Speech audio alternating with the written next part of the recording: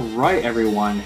I was just informed that we are ready for the next run, which happens to be Kefka14, doing Shadowgate 64 Trials of the Four Towers. Go ahead and take it away. All right.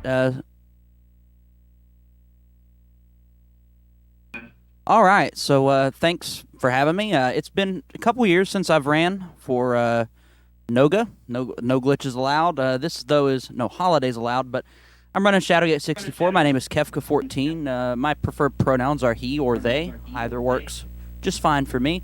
Let's just go ahead and get right into it though. In 3, 2, 1, go. So, Shadowgate 64 is a long, beloved by most sort of game. A lot of people really didn't like the game, though. It's a sequel to the NES game Shadowgate, and it's kind of like a point-and-click adventure game, in all honesty, except there's no pointing and clicking. More first-person shootery, but there's no shooting. I don't know. It's definitely an interesting sort of specimen in the collective 64 library. Definitely one of the earlier games, too. So what's going on here is our main character, Dale Cottonwood, is being thrown in prison. His caravan was captured and assaulted, essentially, on the road when it was on the way to Castle Shadowgate. So we are now being thrown into the dungeon here at the beginning of the game of Castle Shadowgate. And we're going to be coming back to the dungeon a lot later in the run, but starting off out of the gate here, we're gonna be trying to break out of this prison. So thing number one is we're gonna talk to our cellmate over here. Now this is Agar. Agar is a pretty important person in this run. Maybe even one of the most important people in the run. We're gonna have to free him a little bit later, which I'll be honest, not a very fun sequence. But we'll get around to it eventually.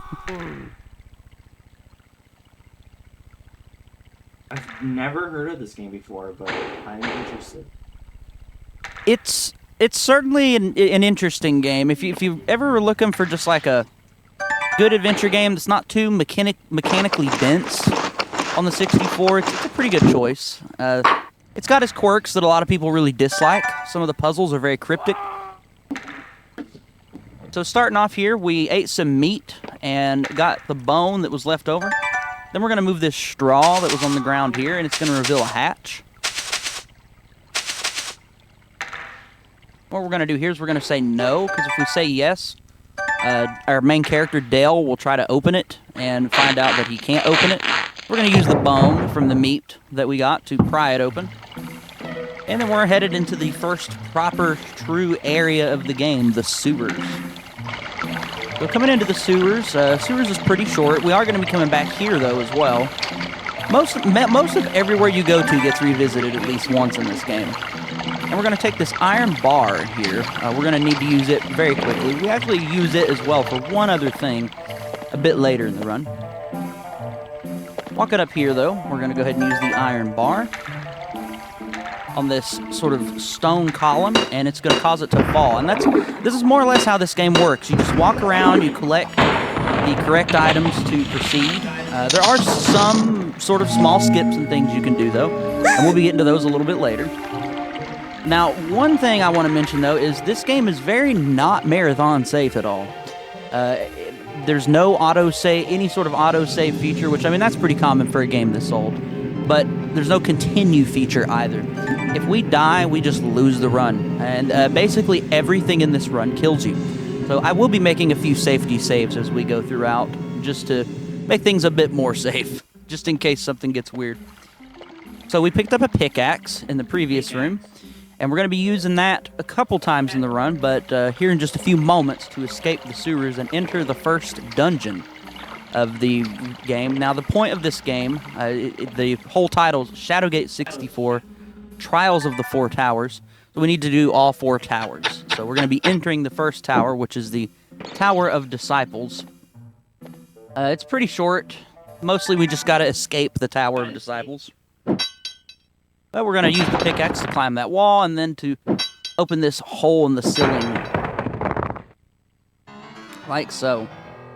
We're already into the first dungeon. The one thing I do like about this game is despite the about a minute-long cutscene at the start, everything kind of just gets straight into the game itself, you know. So coming up here, we got to grab a couple items on the way through. Our first thing is this coiled rope in this corner. And once we grab that, we're going to turn right back around and leave. And then we need to go into the room directly across the hallway and grab the fairy sculpture, fairy statue, fairy, I don't know. The game changes what it calls it every other time it mentions it. It said, "You found a sculpture. Will you take the statue?" And I said, "Yes." And then it's like, "You got the sculpture." Okay. So which is it? I don't know. Anyway, we're done down here for now at least. And now we're going to go upstairs and into the proper central area of the first tower, the Tower of Disciples. And our character has a quick look around, and then we got to go over here and get this elf statue. Now, it's worth mentioning that there's a lot of items I'm not going to be picking up. We are doing any percent. In 100%, we would have to collect every collectible object, which is always a riveting time. So this is Lakmir. He's kind of like the Kabora Gabora, for those of you who are familiar with Ocarina of Time. Kind of like that sort of thing. Like, he just pops up to tell you how to do things and give you annoying, unsolicited advice. We're just going to ignore all of it, naturally. So then we come up here and we got to grab a few items. First, we need Liquid Sunset, which is this red potion right here. Very, very important item for later. I'll also show off what Liquid Sunset does here in a few moments.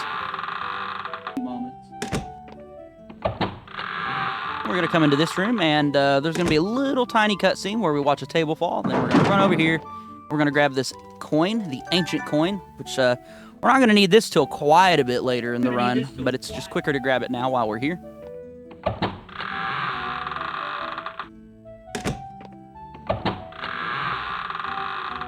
Then we're going to come into this room, and we're going to get rid of our statues, and we're going to solve our first true puzzle. First, we got to use the fairy sculpture.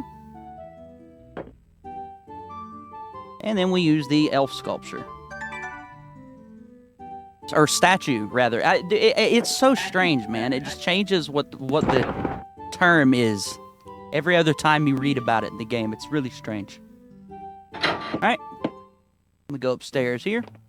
And into this door. And we're going to be picking up the pixie flute. An item which have more than one use in the game. So, more or less, if you play the pixie flute, it shrinks you, but it only works in one location in the whole game, which is really sad. It would have been really cool to have that as a sort of central mechanic throughout the game, but no such luck. So let's talk a little bit about movement. One thing I'm doing is I'm buffering my inputs in between loading zones, meaning I'm already holding whatever direction it is I need to go while I'm waiting for the next screen to load. And the movement in this game is like old school sort of 64 FPS controls, meaning you move with the C buttons. So if you're not used to that, this game can definitely be a bit of a challenge to play, I would say. It took me a bit to get used to because I didn't really play GoldenEye and stuff like that growing up. Anyway, as you just saw, we used the rope on a window and then the pixie flute, and we shrunk, and we have officially beaten and escaped the Tower of Disciples. We're going to be going into the second tower pretty quickly, but first we got a little bit of stuff to do. So this is the graveyard. We will be revisiting here later as well, and it has one of the only skips in the run in it as well. So we'll see if we get that when we get to it.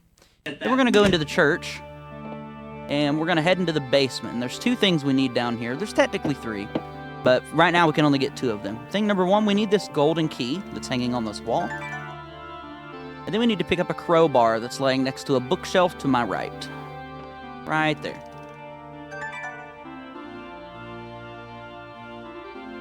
Most excellent. Now that we have that, we're going to go back upstairs.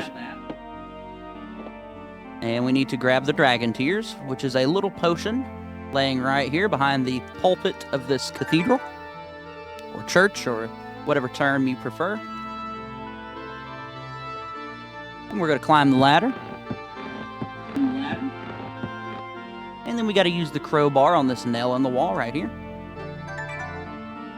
Now, what the game intends you to do at this point is to climb back down and pick up the nail. The nail actually fell on the ground down in the bottom of the church, but we aren't going to do that. We don't need the nail, which is something that not the very few people that know this game might not have known that. But you normally have to use the nail in a particular puzzle later, but it turns out there's a couple different items that work. We're going to drop a safety save here. Might seem a strange place to do it, but if we fall in one of these holes, we die, and that's rip run. So I would rather I'd rather lose a couple of seconds and get through. So now we are in the second tower, the Tower of Lakmir. This is probably the longest dungeon in the game. Maybe not the longest, but one of the longer ones, for sure. And the very first thing we're going to do is we're going to pour some Dragon Tears in this barrel of water. And we're not going to do anything with that yet. It's for later. We went ahead and done it now because the Dragon Tears were the first item in our inventory slot. And it's just a little quicker to do it now so that we don't have to scroll to find the Dragon Tears later. Then we're going to immediately go downstairs. And here's Lakmir again. Tower of Lakmir indeed. Lakmir really likes to show up and just talk to you sometimes. It's quite annoying. I think my favorite time is a little bit after this dungeon. There's a part where Lakmir pops up and tells you... You know, I'll point it out when we get to it, but it's really redundant and silly. So we're just going to continue downstairs, and in the room with the barrel, we picked up a bottle of oil, which we're going to go ahead and use on this rusty door.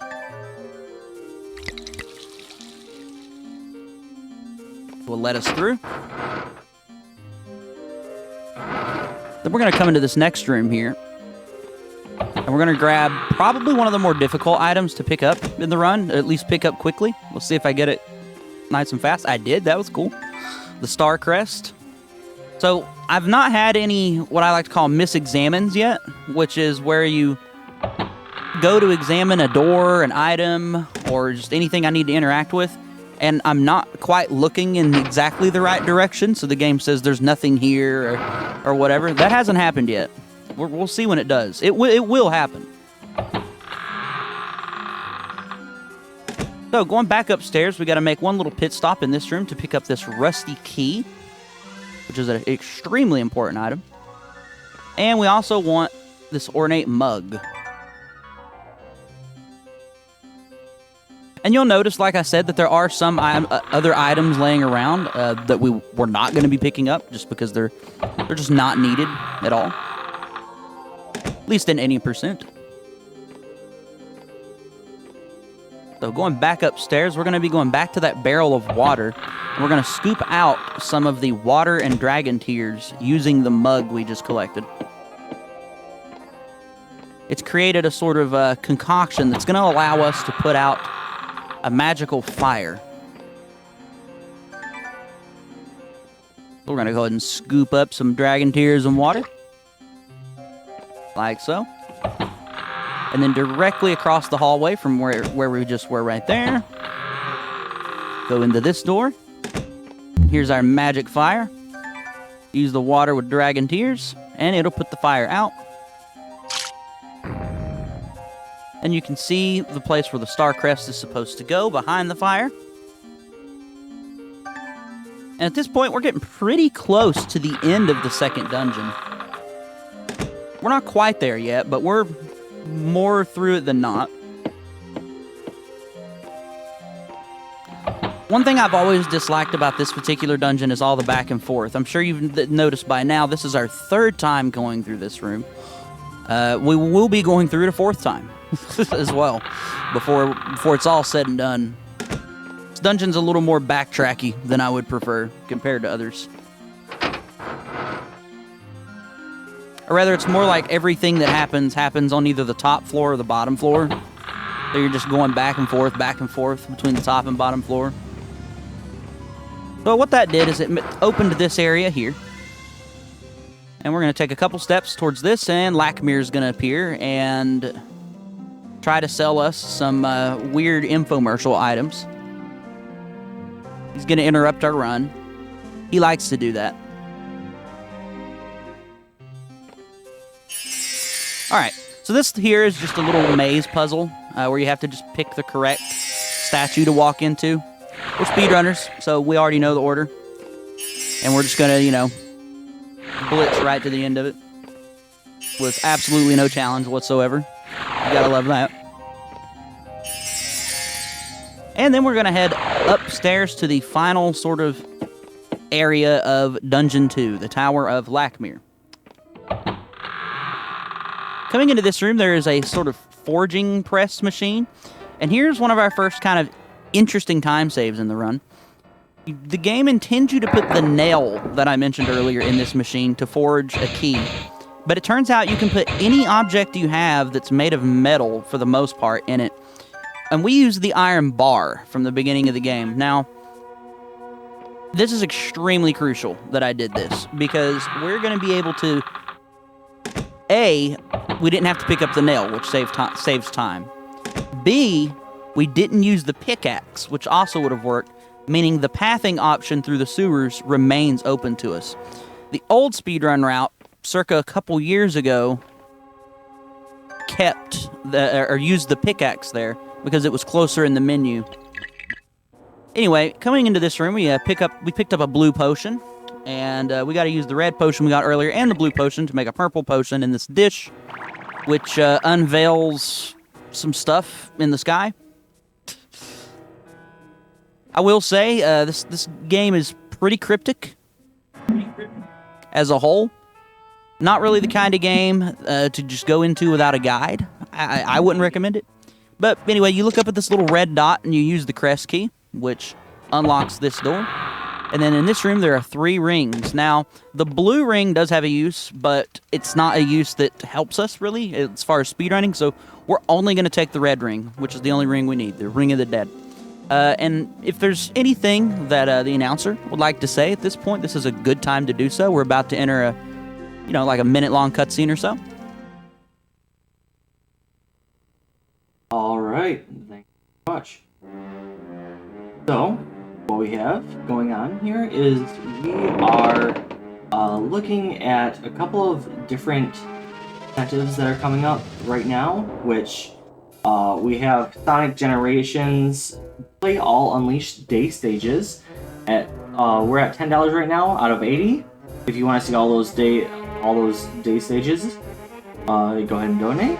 We also have SpongeBob SquarePants Battle for Bikini Bottom True Any %. That's at $45. We're at 0 right now. As well as Payday 3 Final Level Upgrade to Overkill is at $50.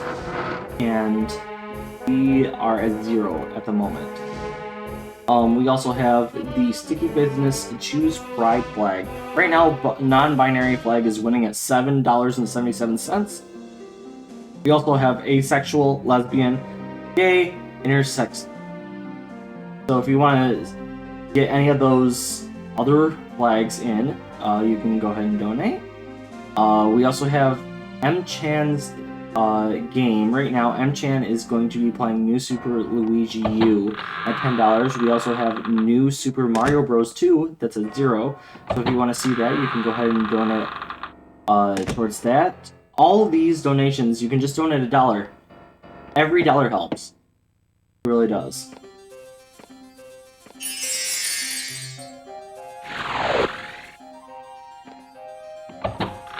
Alright, so now we're making our way back out of the Tower of Lakmir.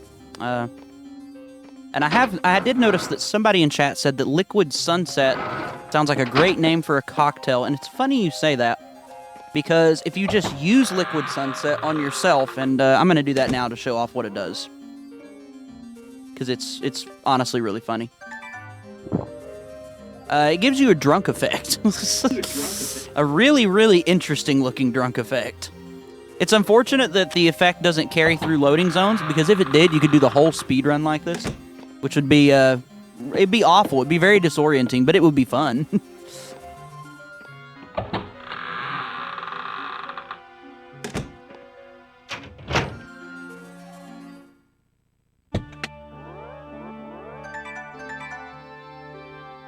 So we're gonna make another safety save. Oh, goodness. Something kind of catastrophic has happened. One moment.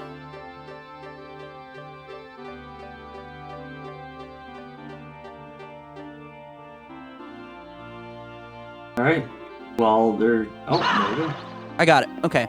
So my controller did a thing where it was constantly holding up on the joystick. I have no idea why. I just unplugged it really quick and plugged it back in. That's concerning, but sure. Gotta love running on original hardware. Sometimes weird little things happen.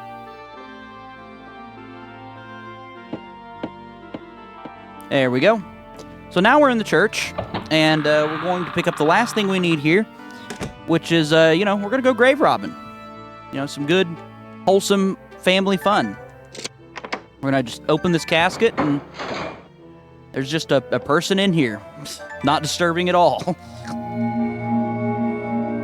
This is Jezebel. Jezebel was murdered, and Jezebel's going to give us her pendant to prove that we have her blessing to sort of look into the whole affair. Very important item. Very important. Cannot beat the game without it. Then we're going to come downstairs here, and we're going to use the rusty key to open this door. And this is going to bring us back into the very first area of the game, the sewers. So now everything is starting to sort of get a little more interconnected in the game's world. And we're going to come over here and use the rusty key on this door as well. And this is actually going to lead us back into the Tower of Disciples. Now, there are still a couple of little things to do in the Tower of Disciples. Nothing too crazy, but all of it very important. Thing number one is we got to come over here and talk to this guy. He is a ghost. I forgot to mention, we have the Ring of the Dead equipped, meaning we can talk to ghosts. This guy explains that the spirit of his granddaughter is restless, and he would like to be reunited, and wants us to find her. So he gives us her slipper. Now, for those of you wondering why couldn't we do this earlier, number one, we didn't have the Ring of the Dead, so we couldn't talk to the ghost that was here. And for some reason, the slipper, you can't even really interact with it until you've talked to the ghost. Anyway, once we come up through here, we're going to equip Jezebel's pendant. And I actually equipped it in that specific room for a reason. It's a very small room. The smaller the room you're in, the faster your inventory menu scrolls. It's really strange, but sure. And now we're actually in the proper town of Castle Shadowgate, finally. And this marks more or less the halfway point in the game, I would say. A little bit less, but pretty much the halfway point. So we're going to come in here, we're going to talk to this bard. And this bard's going to sing us a couple songs. This would be a prime candidate for something, for somebody to figure out how to skip. That'd be great. Any potential runners in chat or anywhere in the world, please find some skips in this game. I would love to run this game, but it's too optimized with its current route and needs some tech. There's some pretty good candidates for things that I would like to skip. This is definitely one of them. We have to listen to all three of the Bard's songs. It's boring, so if you have anything else you would like to say, this is definitely a good time to do so. All right. So, if you're just joining us, this is No Glitches Allowed. This is an event to open to all kinds of speedruns and showcases that runners had to offer, not just glitchless runs. We're looking forward to showing off some amazing speedruns to watch as you bundle up by the campfire this winter. We also have an upcoming event, which is No Glitches Allowed 11. That event is dedicated to speedruns with very few glitches or without glitches entirely. This includes no major glitches, glitchless, and any other run that doesn't have any significant tricks. If you're interested in getting involved or finding out more, make sure to join our Discord, !Discord, and follow us on Twitter to get updates about future events.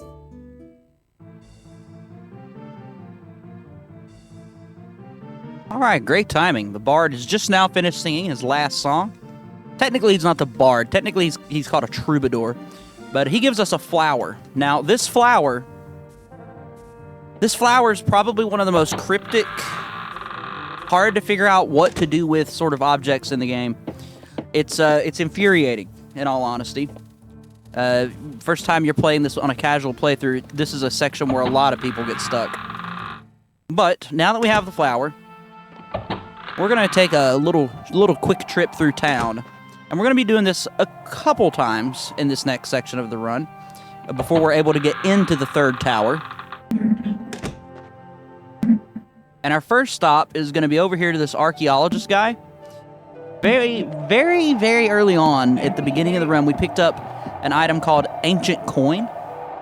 And here's where that's going to come into play. We're going to come over here to this guy. And we're going to give it to him. It's going to make him move out of the way. Also, maybe one of the ugliest NPCs I've ever seen on a 64 game. It's not throwing no shade at the guy, but like, it always bugs me how they like weren't able to get the face texture symmetrical. It just looks really goofy. Anyhow, after he moves out of the way, come over here, and we're going to grab the second slipper to match the first slipper that we got earlier. And then we're going to go ahead and go find that ghost's granddaughter. Now, you don't have to do this particular... Oh, goodness. I got stuck on a wall. There we go. You don't have to do this particular thing right now, but it's quicker to just do it now in terms of pathing. We're going to turn the corner here, and we got to re-equip the Ring of the Dead. Like so. Then we're going to come through here and into this fountain area, which is a place that we will be revisiting twice later in the run. Once, way later in the run. Come in here, and there is the little girl that we were trying to find. Her name is Caitlin, and now her spirit is at peace. Hooray. Good, wholesome fun. So, going through here, we got to make a quick stop at the Rusty Sword, which is the tavern/inn within this sort of castle town. And there's going to be a guy in there who is very confused about why we have Jezebel's pendant. He was friends with Jezebel when she was alive. He's going to think that we're a grave robber. And he's going to ask us some questions. Now, this is the one of two instances in the game where the game actually quizzes you. And the questions are completely randomized within a certain set of particular options. This guy can ask up to... He's going to ask 3 questions. And there's a total of 5 different things he can ask. So first we got, what season was it when Saul came home? It was high winter. Who was he last seen with? A dwarf. And what did Jezebel become sick with? The Black Death. Excuse me. So, we answered all those correctly. And if you answer them wrong, he just kicks you out of the tavern, and you have to just do it all again. So that's good that didn't happen. We're going to come over here and talk to this lady. This is the sister of the guy that was in the jail cell across from us right at the beginning of the game. Or next to us, rather. So she explains that she needs us to free him. And we say yes, that we'll help her. And she gives us this thing called the Orb. Which is kind of like... It's like Agar's crystal ball. Which we need to get back to Agar, the guy in the jail. So we're gonna go do that. But we can't do that yet without getting past the Dungeon Keeper. Which is what we're going to be taking care of now, is how to do that. And this is a pretty long, drawn-out sort of process. It's interesting because everything you do in this town is literally just to break one guy out of jail. But you're in the jail at the main beginning of the game. So there's, high potential to find a way to skip a lot of this. I just never have managed to myself. So anyway, we use the dragon tears on this grave. Then we equip the Ring of the Dead again. And we talk to this ghost here. Now, this ghost is going to tell us an incantation to use once we have a specific item. Unfortunately, you do have to do this. If you don't do this, your character doesn't know the incantation. So it's quick to just kind of stop over there and do it right then in the moment. And here we are on our second visit to the graveyard. And our first and only skip of this run will be here. We call this grave skip. We'll see if I get it. I'll explain what it does once I get it or don't. I believe I did get it. Nice, I did. Okay, cool. So you'll notice I scooted along the wall and then used a flower. If you get too close to this grave without using the flower, this guy will appear and talk to you and explain how nobody respected him in life or death, and he wished somebody would respect him. Basically just saying, hey, I talked to him a second time on accident. Well, there goes all the time saved from getting grave skip, so that's fun. Anyway, you can skip talking to him the first time by just using the flower when you're within range of being able to use it, but not quite within range of triggering him to appear and talk to you. So anyway, after we talk to him, we got to go back into the sewers. And there's another huge skip coming up, but we're not going to be doing it. It is not marathon safe at all. It doesn't save a lot of time either. So I guess huge skip is a little bit of a lie. Now, normally there is a ghost in this next room, and if you have the Ring of the Dead, you will trigger the ghost, and the ghost will talk to you. You can avoid triggering the ghost by looking at the ground in a very specific way while you go across that little bridge there. But if you fall in the water, you die, so doing it quickly is extremely difficult. So we're just going to play it safe and swap out equipment. Then we're going to come over here. You can see the skeleton in the water. We're going to talk to this guy here. He's going to give us the treasure of Aristolan,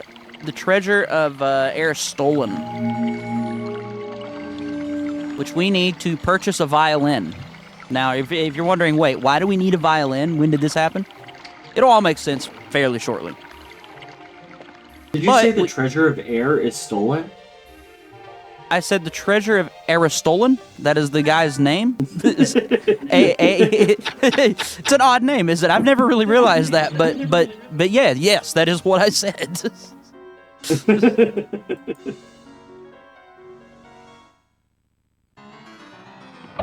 we kept the pickaxe at the beginning of the game so we could just go back across that wall here and get straight back into this area quicker. And this is the last thing we need the Ring of the Dead for. You can see now the grandfather ghost is reunited with his granddaughter, and he gives us a very important item, the Stone of Thirst, for doing so. And the Stone of Thirst is tied to the incantation that we learned just a little bit ago. And it allows us to drain water. Not any water in the game, just one specific room, which, kind of silly, in all honesty, but whatever. So we're going to switch back to Jezebel's Pendant. Now, the reason we did that, and this is something I neglected to mention earlier, is when you have the Ring of the Dead equipped, you can't talk to living people, which is kind of strange. A long time spent routing this game for a lot of the runners over the years has been just getting as many equip swaps routed out as possible for this section of the game. Anyway, we're going to come to the shop, and we're going to buy a violin. We're going to use the treasure that we got from Dursius in the sewers. And this guy's going to offer us 3 different violins that we're going to have to choose between. We're going to pick the chipped violin for a very specific reason. Number 1, it's the correct option. Number 2, the bard actually mentioned it when we were talking to him earlier that we needed to pick the chipped violin. But what we're going to do with it is the Dungeon Keeper from the main beginning of the game, like the first character you see on screen, walking and carrying my character's limp body, plays the violin. And the chipped violin was his violin, but he sold it to make ends meet. So we have bought it back, and we're going to go into the sort of lobby area of the dungeon, and we're going to lay the chipped violin down on this table. And what this is going to do is this is going to distract the Dungeon Keeper so that we can get past him. Now, if you come here without this violin, and without other prerequisites met, there's just an invisible trigger where the dungeon keeper appears and he just kills you. It's a pretty high potential area for a skip because this key on this wall that I just picked up here is already over here. If you can figure out a way to get around that invisible trigger, you could skip a lot of stuff. It'd be pretty awesome. But we're down in the dungeon now. We've used the dungeon key. We are freeing Agar. We're gonna go up to Agar. We're gonna give Agar his orb. He's gonna make a really weird noise. A very weird noise. Oh yeah, it's lovely. So, we are now free. Well, we were already free, but Agar is free as well. Tells us to meet him back at the Rusty Sword. And before we leave, and the game does make you do this, you have to lock the dungeon keeper into the cell.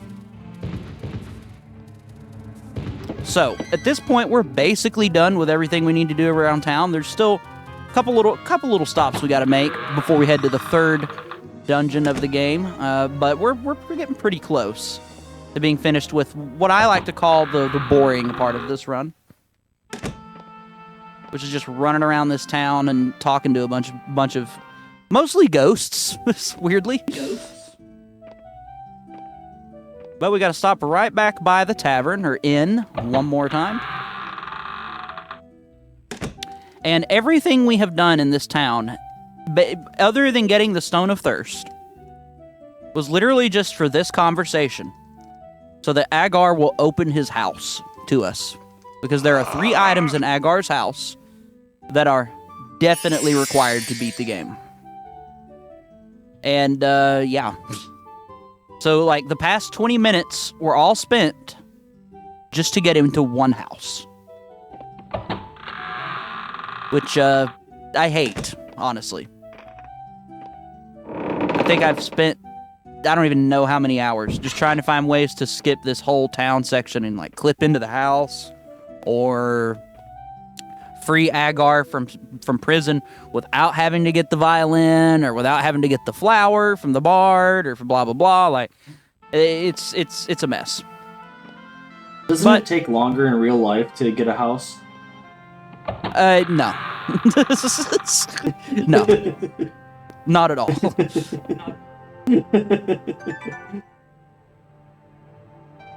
So coming into Agar's house, we have the Dragon Fang, the Flint, and there is one other item we're going to get in here. It's a very well-hidden item as well.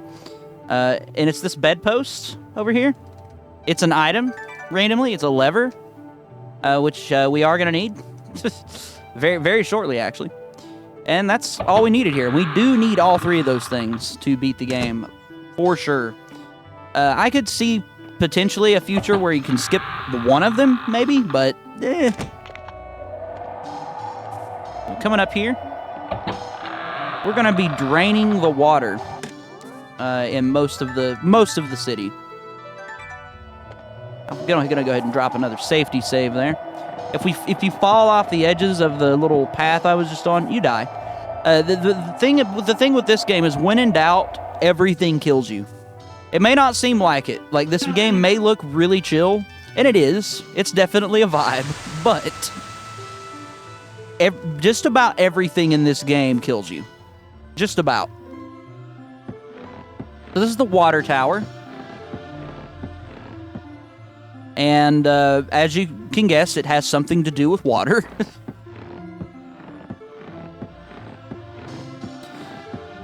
Now, coming up into this room, we have to turn these valves in a specific sequence.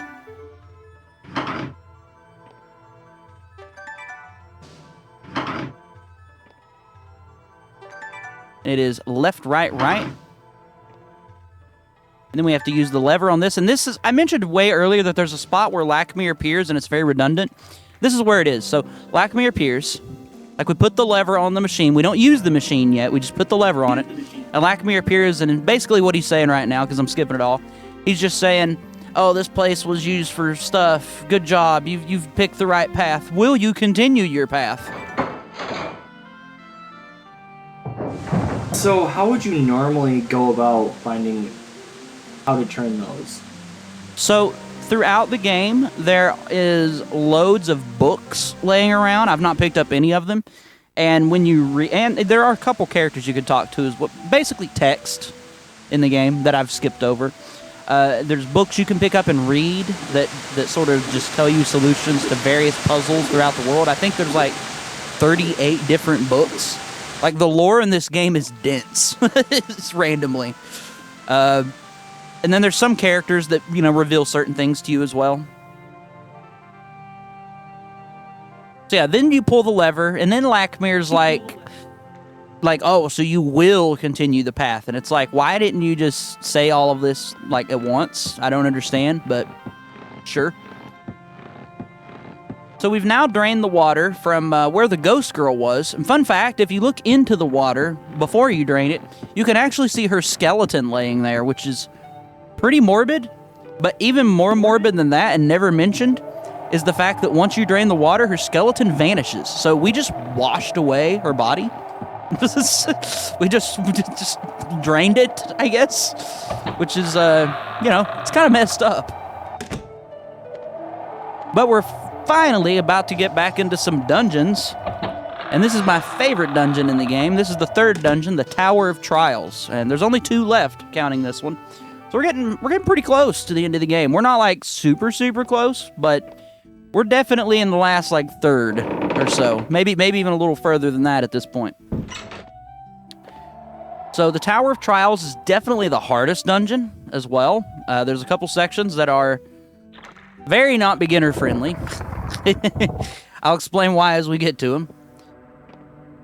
So this first place here, you just walk over here to this painting and examine the bottom of it. There's a switch on the bottom of it which opens the door. Then we got a little puzzle here where we got to make a coat of arms. First we got to pick up the puzzle pieces though. You know, we got to have a little padding. Come over here, and a very weird puzzle in the game, honestly. This one is. There's no other puzzle like it. But you got to make the correct coat of arms. It's all over the walls in this dungeon, but I already know what it looks like because, you know, speedrunner. It's pretty cool. It's the first option, the last option, and then just the first option on the next 2 menus. So it's pretty easy to just memorize and mash through. Then we come up to everybody's favorite part of any speedrun. A randomly generated quiz game. So this is the demon wall, and he's going to ask us 5 questions, and the first 4 are randomized within a set of 16 different possible questions that this guy can ask.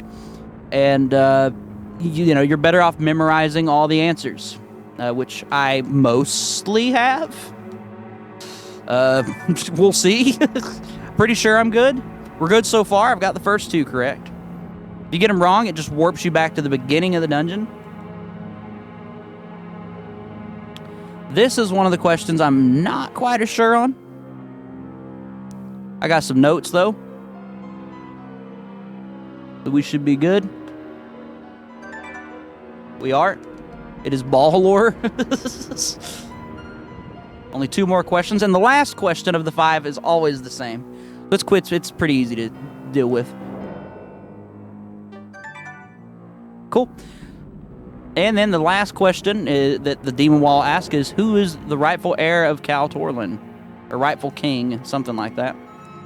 And the answer is Nathor Dreslin. So now we are going into the back half of the Tower of Trials. And we're going to drop a safety save in this next room right here. So you all won't be able to tell this, but I promise my controls are reversed. Meaning down becomes up, up becomes down, left becomes right, and so on and so forth. I've just done this area many times, so it may not look like everything is reversed. And there are these spinning blades. You can see them right there. If we touch them, you guessed it, they kill us. Looks like we got through, though, without a hitch. I played it a little safe, but we're good to go. And then as soon as you leave this room here, your controls are back to normal. So there's a candle over here. We're going to use the flint that we picked up earlier to light it. And then we're going to take the candle with us. And it's going to start a little timer in the corner of our screen. You can see it there. It's a candle. If it burns up, we lose. So now we're on to the maze. This is a section that gave a lot of people problems playing this game back in the day, because it was just there's no real clear indicator of the order of things you're supposed to do. The general rule of thumb with this maze is only ever go somewhere new until there's nowhere new to go. And I know that sounds like an oversimplification, and it kind of is, but this maze really isn't that big. So you'll notice I've been walking around and I've been like pushing buttons that are on walls. And that's the general gist of this. You just want to always push every button as you pass them, including ones that you've already pressed. This is also another good time to say a few words if there's anything to say. All right, thank you very much. So we have a couple of goals that we have to, or incentives right here. We have sticky business. Choose the pride flag. Right now, non-binary flag is winning at $7.77. We also have the asexual flag, the lesbian flag, the gay flag, and the intersex flag, all at $0. So if you want to see any of those beat out the non-binary flag, you can go ahead and donate towards that. We also have Pick M-Chan's game. He's going to be playing right now a new Super Luigi U at $10. We also have new Super Mario Bros. 2 at $0. So if you want to see new Super Mario Bros. 2 go into the lead, then you can donate towards that. We also have Super Mario Bros. Wonder character choice. We have Mario at $50, Toad at $38, Luigi at $40, Peach at $25, and Daisy at $10. So if you want anybody to beat out Mario, you can donate towards that. And then my favorite of all is the Nippon Marathon character choice, which is the game I will be running tomorrow. We have Jay Darwin, Elizabeth Nishiburi, Zenbai, quotations Zenbai, and Snuguru Maestro. Jay Darwin is somebody dressed as a lobster that is afraid of hot water. Elizabeth Nishiburi is a character that is dressed as a narwhal, and if you call her anything else, then she will get mad. Zenbai has multiple personalities, and Snuguru Maestro, who is my favorite character, is an anthropomorphic dog that wants to win the race to make a dating site. So if you want to vote for any of those, then you can do exclamation point donate and exclamation point incentives to see what's up.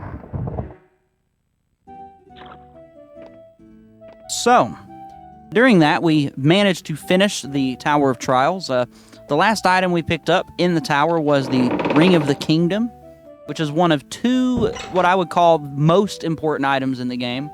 It's actually going to be the last object we use to end the run, even. And we're now headed straight for the fourth tower, the Tower of Dragons, which is extremely short. So we're coming up on end game, more or less, here. Now, we do got to make one last pit stop before we sort of start the whole sequence of events to trigger the end of the game. And weirdly enough, it's in the Tower of Disciples. There's a door over here that you can't open unless you're wearing the Ring of the Kingdom. And inside this door is an item called the Dragon Flute, which we're going to need to open the fourth and final dungeon of the game. But now that we have the Dragon Flute, we're just headed straight there. And this dungeon is extremely short. You can really tell that the developers were... either it got too close to crunch time, or they just ran out of ideas. I'm not really sure which it was. I'll let you all be the judge. But this dungeon is extremely, extremely short. And very uninspired, to say the least. It's kind of sad, honestly, because every other dungeon in the game is very unique, has like which this one's unique, it has a different vibe, but they just really didn't do a lot with it, I guess, is what I'm trying to say.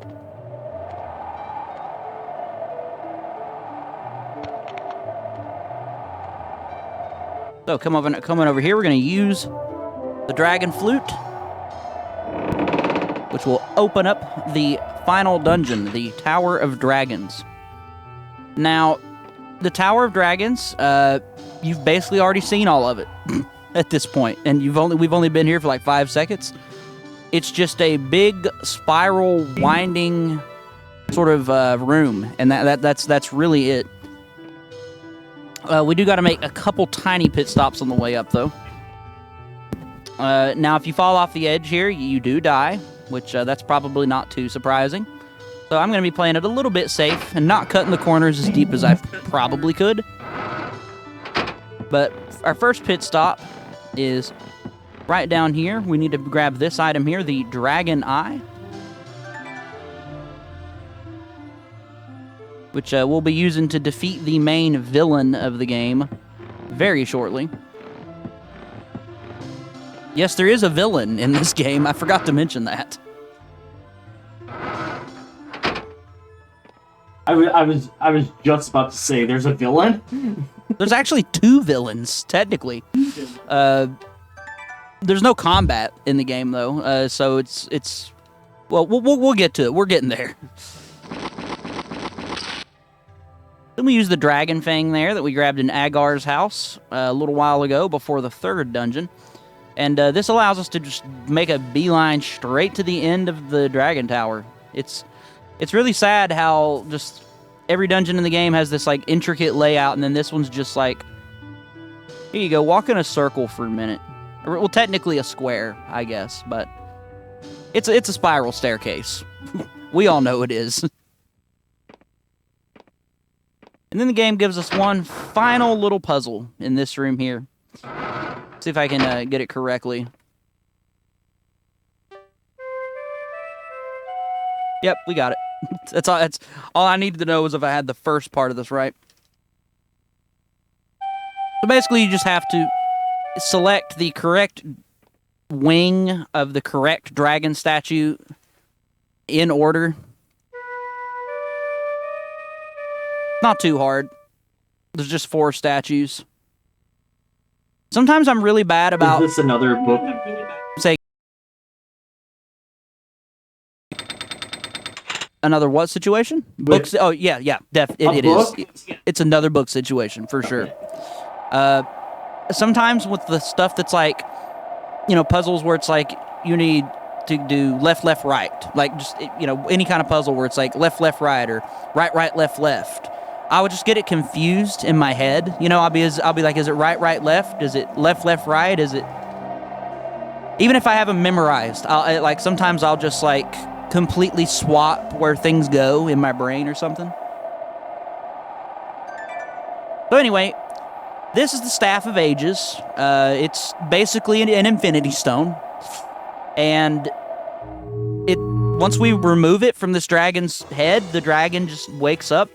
And we get one of the very few, actual cutscenes in the game. It's pretty cringe. But it's classically cringe, I would say.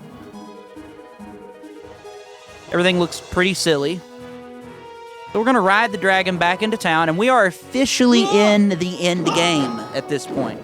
We have beaten every dungeon in the game now. And we are booking our way straight to the final little bits, if you will, of everything we're going to be seeing here.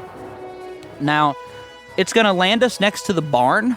We never really saw the barn. We went past it a few times. And the very first thing we're going to do is we're going to go commit some arson. We're just going to light this barn on fire with our flint. Now, the reason we did this arson is illegal, people. Don't do it. Yeah, don't recommend doing that. But it creates a distraction, which allows us to come over here. Let's see if we get a pushback. I'll explain what that comment meant in a moment. Okay, it doesn't look like we're going to. Okay, we're good. So this NPC is really weird.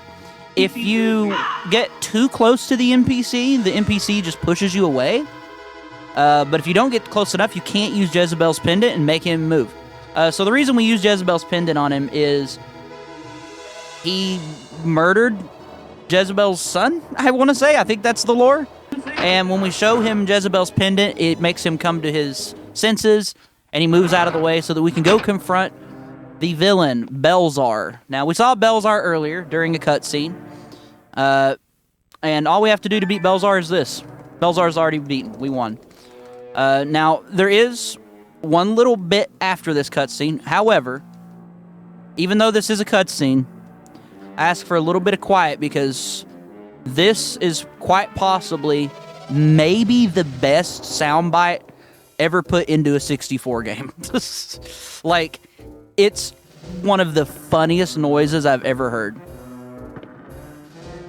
And I'll be quiet once it gets to it, but here you can see Belzar walking out, and he realizes that somebody put a dragon eye on his makeshift staff of ages that he was trying to make or whatever. He laughs about it, and then he starts chanting, and this chant sound is so good. All right, here we go. Y'all ready for it? It's so amazing. Dragon eye on his makeshift staff of ages he was trying to make or whatever. Laughs about it, and then he starts chanting, and this chant sound. It's just fantastic. All right, here we go. Y'all ready for it? It's so. I also like it when he starts laughing here in a minute too. It's just terrible sound design, but in like the most nostalgic of ways possible. I also like it when he starts. I just love that laugh so much. It's just like a repeated like .mp3 file or something. It's like, bro, come on. So Belzar is no longer with us. He couldn't handle the power of, you know, a makeshift infinity stone is basically what happened there. But unfortunately, in the process, he resurrected the real final villain, the Warlock Lord. Oof, basically. And at this point, we are in the true end game. There's like a minute left of the run, if that. The whole castle, Shadowgate, is destroyed now. The game is in its like true end-triggered state. There is no way to go back. Lakmir appears a final time and is like, yo, what happened? Everything exploded. And we're like, yes, it did, Lakmir. Yes, it did. But we got to go confront the Warlock Lord now. And by confront, what I really mean is we just got to go use a couple items on something. But we're going to be going to the main fountain that we passed by a couple times. And here you can see Mr. Warlock Lord looming over everything. Is that the right word? Looming? I think it is. And we're going to go up to this statue. I'm just laughing at the... Go ahead. I was going to say, I'm just laughing at the name Warlock Lord. Like, they couldn't actually come up with a name for him. Dude, right? Anyway, we're at time. Like, right now. As soon as I say time, we're good. And I'm literally sitting on the last text box. We used the Staff of Ages and the Ring of the Kingdom on the statue, and time is when I dismiss this text box that's on screen. So we're going to go, time is in 3, 2, 1, time. And that's Shadowgate 64. So the statue comes to life, and he throws the Staff of Ages at the Warlock Lord, and we win. And that's seriously it. The game just ends. That's just the end of the game. It's like, oh, okay. So yeah. Very chill speedrun. Very small community. Definitely recommend checking it out if you like high fantasy style games. If you like games like Myst, Riven. Definitely kind of falls into that category, but on the 64. Definitely a lot of potential for new routes and skips and things in this game. The game just needs more eyes on it, you know? But yeah, I'd like to thank No Glitches Allowed for having me. It's been a couple years since I've ran for you guys, but it's always a good time. Always love running some Shadowgate as well. It was a pleasant surprise seeing it get in, so yeah. This was a lot of fun, thanks. So where can people find you? You can find me over at twitch.tv/Kefka14. I run all sorts of obscure games there, and I do mean all sorts. Everything from this to Elmo to one of the Tales of games, like you name it. Yeah, that's really all I got. I'm just happy to do a nice chill run. What was the final time, by the way?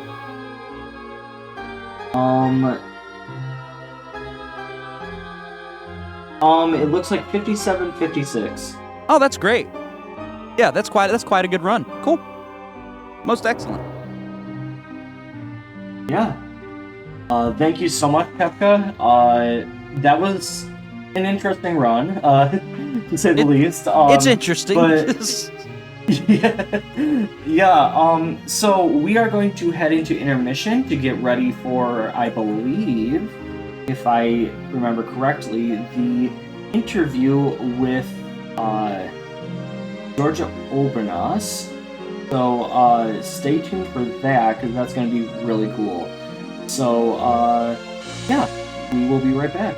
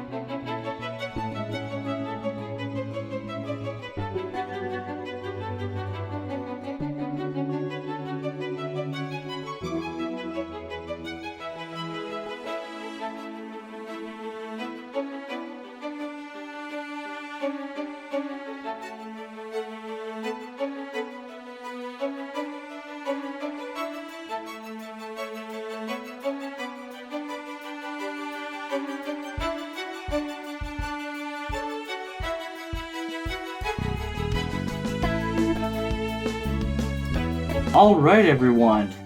That was an amazing run by Kefka. And if you're just joining us, hello. We are no glitches allowed. Right now we are running No Holidays Allowed 2023, which is raising money for Go Rescue, a dog shelter in Norfolk, Virginia. Go Rescue works to provide a haven for homeless dogs, giving them the time, care, and love they need to find not just any home, but the right home. In 2011, a local woman named Georgia Obernas lost her home, and her only focus became how to prevent her family dogs from going back to animal control.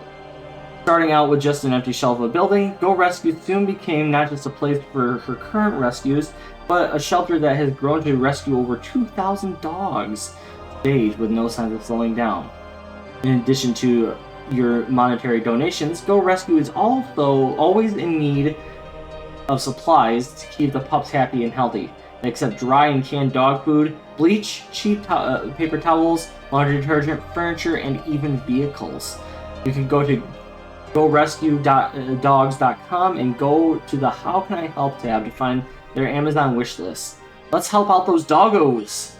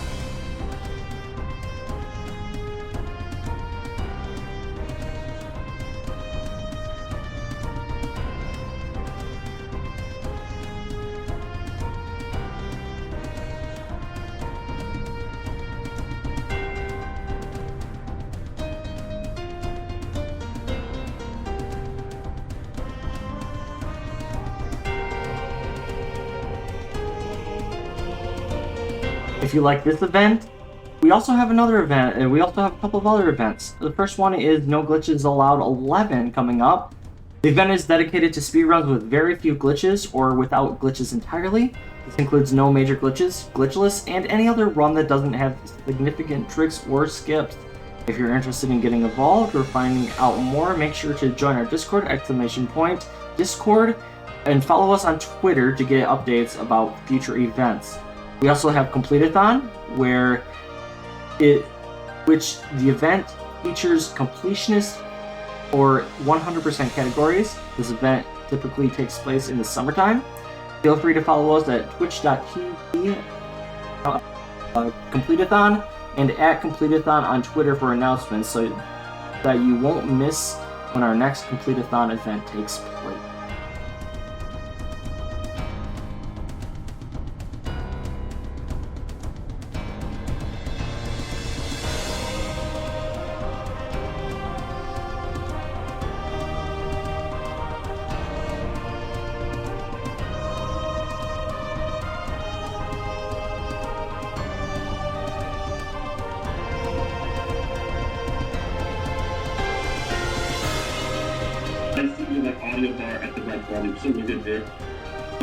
Are we doing the Georgia interview? I know you're not doing it. I'm sorry, Steve. I'm gonna let you know when we're ready, Steve. Okay.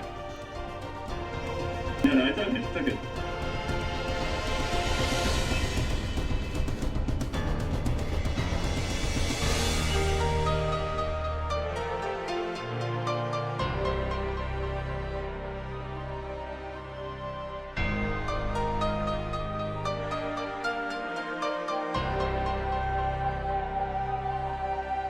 Once again, we are no holidays allowed. Just a reminder for everyone to make sure to get hydrated, go to the bathroom, take a break when you need to.